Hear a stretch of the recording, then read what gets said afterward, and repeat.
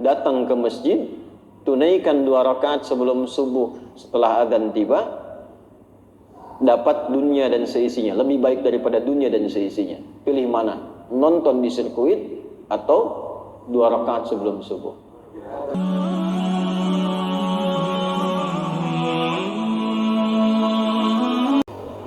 Quran surah ke-89 Al-Fajr di ayat yang ke-1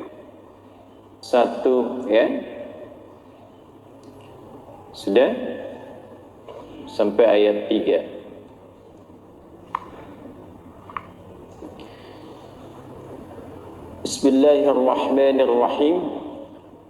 Wal fajr wa layalin ashr wasyaf'i wal watr. Tambahkan satu ayat lagi, wal laili idza yasr. Baik, wal fajr, aku bersumpah demi waktu fajar. Di dalam Al-Quran kita temukan ragam sumpah yang langsung disampaikan oleh Allah Subhanahu wa ta'ala. Allah itu tidak bersumpah pun pasti yang difirmankan sudah penting. Dan sumpah itu ciri penegasan dan kesungguhan. Kalau dikaitkan dengan makhluk, ada kesungguhan. Makanya kalau Anda ingin menguatkan sebuah pesan dan menunjukkan Anda serius, pakai sumpah ya. Besok ada ceramah Ustadz Adi di Masjid A. Wah, yang benar sumpah. Nah, dia. Nah, kata sumpah itu kan biasanya untuk menegaskan sebuah makna kan, dan menunjukkan kesungguhan. Nah, Allah itu tidak bersumpah pun itu pasti sudah penting apa yang difirmankan. Apalagi kalau disertai dengan sumpah, maka pasti ada yang istimewa di dalamnya. Jadi kalau kita menemukan ayat dalam Al-Quran diawali dengan sumpah, ini menunjukkan pesan yang disampaikan di ayat itu tidak biasa, ada yang sangat penting, berbeda dengan pesan-pesan yang lainnya. Jelas sampai sini? Baik. Wal fajr. Ciri sumpah pertama itu kalau ada di awal ayat. Ini secara umum ya. Dibuka dengan huruf waw.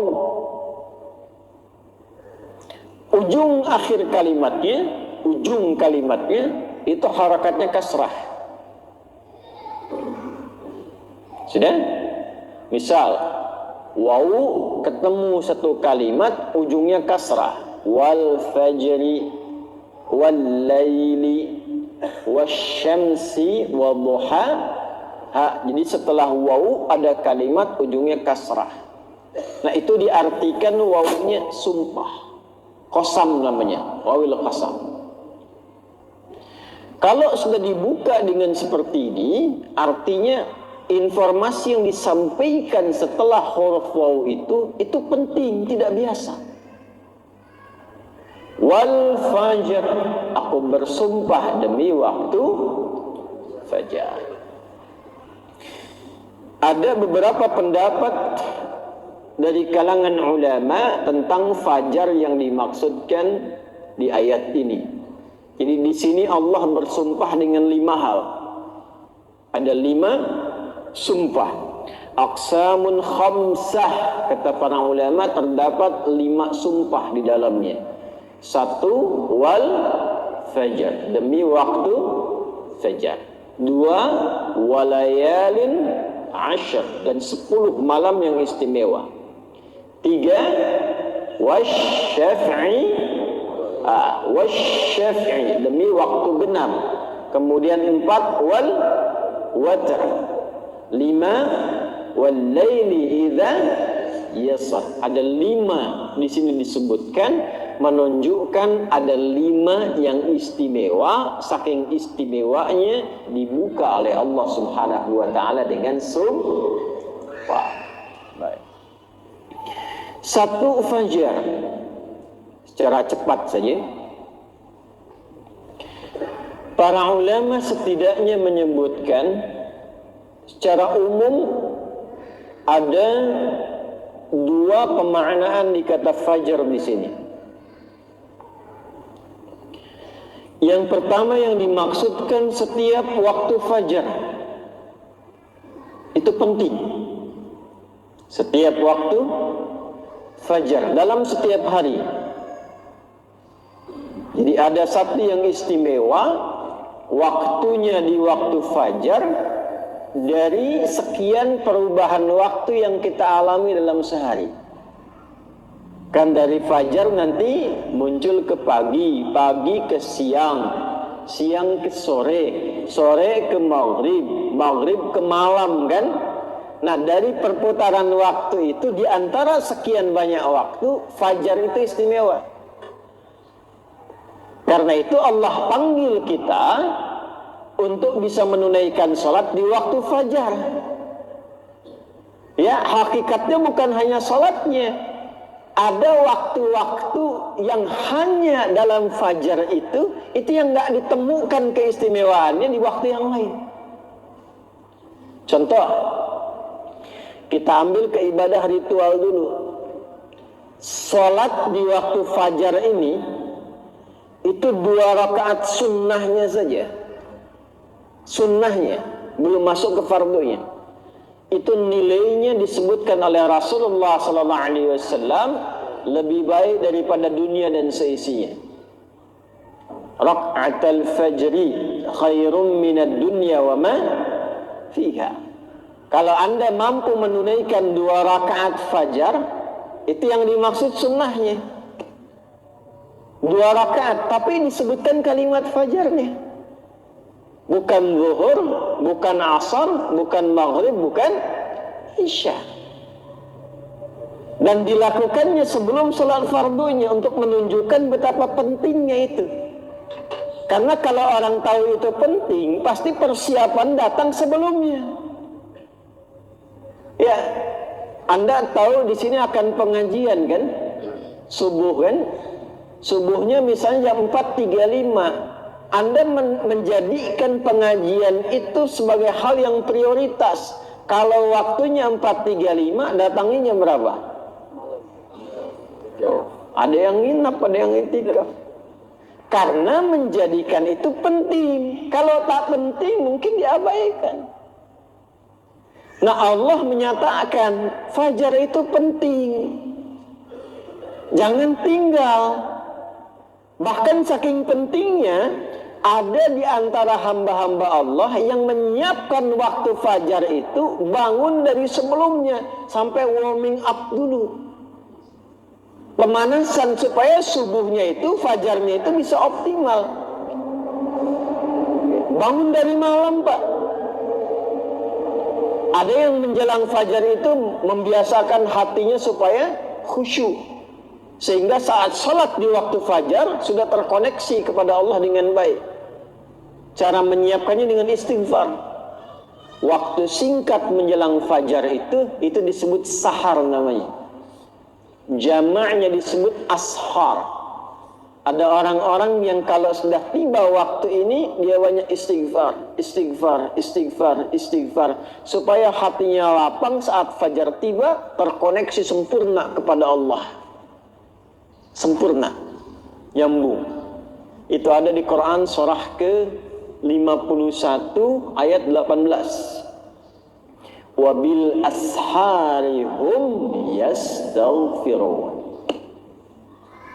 Ya. Kalau ingin dikuatkan kesabaran, ingin diberikan rizki sehingga bisa sering infak, ya. Ingin diberikan kemampuan menjalankan segala sesuatu dengan benar, menatap dengan benar, mendengar dengan benar, berjalan secara benar. Itu diantara amalannya rajin istighfar di waktu sahar menjelang fajar. Dah, ini ijazahnya langsung dari Al-Quran. Surah ketiga Ali Imran di ayat ke-17. As-sabirina was-sadiqina wal-qanitina wal-munfiqina wal-mustaghfirina bil ashar. Ya, Quran surah ketiga Ali Imran ayat 17, paling kiri sebelah atas tuh. Itu di situ istighfar di waktu sahar itu disamakan dengan 4 amalan tadi. Sabar, khusyuk dalam ibadah, bisa rajin infak, dan benar dalam menjalankan aktivitas. Itu diantara latihannya rajin istighfar menjelang fajar. Makanya kalau sudah istighfar, terbuka hatinya, terkoneksi dengan Allah, itu ibadahnya akan lebih enak dibandingkan dengan yang jarang istighfar. Gitu. Alhamdulillah. Ada sifat qanitin di situ. As-sabirina wal qanitina. Sedangkan kita diminta sholat itu dengan sifat kunut. Orangnya disebut qanit, jamaknya qanitin. Ada di mana ayatnya? Al-Baqarah ayat 238. Hafizu 'alas salawati was salatil wusta wa qumu lillahi qanitin. Tuh. Kalau mau salat, mau enak salatnya, jangan sekedar salat. Memang betul sudah selesai, ya, menuntaskan kewajiban, beban kewajibannya hilang, tapi kenikmatannya dapat nggak? Manfaatnya dapat nggak? Kalau ingin menikmati salat, ingin dapat manfaatnya, dapat ketenangan, terkoneksi dengan Allah, doanya cepat dijawab, maka khusyuklah dalam salat. Nah, di antara cara mendapatkan khusyuk itu istighfar. Dibuka. Sehingga sekat-sekat yang membuka kita itu, yang menghambat koneksi kita dengan Allah itu terbuka. Ini dari Quran. Dari Quran. Nah, dibiasakan istighfar paling enak itu di waktu sahar menjelang fajar. Apalagi kalau bisa tahajud sebelumnya.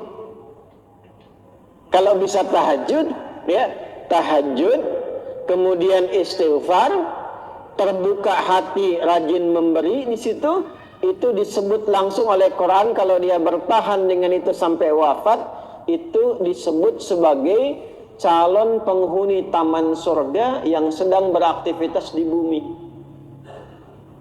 Quran surah 51 ayat 15 sampai dengan ayat 23. Innal muttaqina fi jannatin wa 'uyun akhidina ma atahum rabbuhum innahum kanu qabla dhalika muhsinin kanu qalila minal laili ma yahja'un. Itu tahajudnya. Wa bil asharihum yastaghfirun. Itu istighfar. Nah, hakikatnya kita bangun malam itu, hakikatnya kita istighfar di waktu sahar untuk persiapan ke fajarnya. Salah satu maknanya itu. Makanya Nabi kan ya suka rebahan kan sedikit ya. Bukan rebahan yang sempurna. Ya kaum rebahanas ya. Ya, coba dicek tuh. Kalau ada rebahan Nabi itu miring sedikit ke kanan kan, setelah istighfar tuh nunggu-nunggu sampai fajar tiba. Supaya kesadarannya optimal. Ada apa di fajar itu sampai dipersiapkan sebelum itu? Sampai-sampai 2 rakaatnya lebih baik daripada dunia dan seisinya. Itu kalau dibaca pakai iman, gak ada yang bisa menandingi. Saya tanya antum, dikasih 1 juta atau 2 rakaat sebelum subuh? Ayo. Oh, masa? Huh? Coba dicek. Sana ada lomba balapan di sirkuit tuh. Berlangsungnya sebelum subuh. Siapa yang datang duluan di dekat situ, 10 tempat pertama mendapatkan bonus 5 juta. Cuma nontonnya dapat 5 juta. Tawaran kedua, datang ke masjid, tunaikan 2 rakaat sebelum subuh, setelah azan tiba, dapat dunia dan seisinya, lebih baik daripada dunia dan seisinya. Pilih mana? Nonton di sirkuit atau 2 rakaat sebelum subuh? Tuh, makin pelan jawabannya. Karena babnya iman, bukan akal. Akal yang dibimbing oleh iman itu lebih tajam nanti cara berpikirnya. Mampir dulu aja ke masjid, ntar balik lagi ke sana.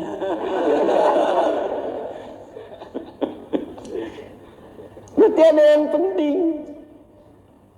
Kalau antum ingin latihan jadi orang baik, atau anak pengen jadi baik, tuh konsisten kan subuh. Kayak ulama tuh tidak banyak ceramah, tidak banyak cakap, bilang subuh aja, konsisten. 40 hari subuh terus, ya, sering begitu kan ya? Nah itu saya bahas ilmunya sekarang. Dan itu dari Quran. Makanya agak aneh kalau rajin ta'lim, rajin saling mencela. Sholat kok menjadi saling menuduh. Orang sholat itu bersih hati, orang ta'lim itu bersih jiwa. Nah, cara memulainya fajar. Kenapa Allah bersumpah dengan fajar? Karena Allah menginginkan hambanya jadi baik. Itu pesannya. Nanti sifatnya beda dengan zuhur, beda dengan asar, beda dengan maghrib, lain dengan isya. Fajar itu pembukanya. Karena itulah saat fajar dipanggil, iman kita terpancar. Makanya saat tidur kalau dengar adzan, itu kan terpancar kan, sudah adzan. Dan sekelebat itu ada yang meminta kita bangun tuh. Allahu Akbar, Allahu Akbar. Bangun tiba-tiba dengar adzan. Itu yang terpanggil imannya. Ketika cahaya iman itu merespon suara adzan, itulah fajar namanya. Dari maknawinya. Dari segi waktu dia melatih keadaan kita jadi lebih baik, terkoneksi dengan Allah. Kalau sudah hatinya bersih, nyambung dengan Allah, doanya mustajab. Innallaha tayyibun la yaqbalu illa tayyibah. Kata Nabi demikian. Allah itu maha baik sehingga akan cepat menerima dari yang baik-baik. Hatinya sudah baik, sudah lapang, jauh dari maksiat, maka apapun yang dia minta dikabulkan oleh Allah Subhanahu wa ta'ala. Karena itu saat-saat paling tepat untuk berdoa itu, memperbanyak doa itu saat fajar. Malaikat kumpul semua. Hadisnya sahih. Ya, inna malaikatal laili wa malaikatan nahar tajtami'u fi waqtil fajri atau kama qala Rasulullah sallallahu alaihi wasallam. Malaikat siang dan malam kumpul semua di waktu fajar. Alhamdulillah malaikat itu ghaib. Kalau tampak tak jadi kita ke masjid. Sayapnya banyak tuh. Siapa? Israel. Balik lagi. Kumpul semua. Nah kalau sudah kumpul malaikat itu banyak berkahnya. Berkah itu ziyadatul khair, bertambah kebaikan. Kalau doa diaminkan. Kalau istighfar dimohonkan ampunan kepada Allah. Berkah lagi kalau subuh jamaah pengajian, berkah. Berkah lagi itu. Itu dari berangkat langsung malaikat memohonkan kepada Allah kebaikan. Hadisnya viral sahih. Di Ibnu Majah itu. Ya, dari Abu Darda radhiyallahu ta'ala anhu. Qala Rasulullah sallallahu alaihi wasallam, man salaka tariqan yaltamisu fihi 'ilma sahhala lahu tariqan ila al-jannah. Wa innal malaikata la tadau ajdihataha ridan li talibil ilmi. Orang mau berangkat menuntut ilmu, itu malaikat membentangkan sayap memohonkan kepada Allah ridha untuk orang itu. Berangkat dia ke masjid pas di waktu fajar, banyak sekali. Makanya kalau bapak ibu ke masjid waktu subuh nggak doa, rugi itu. Itu fajar.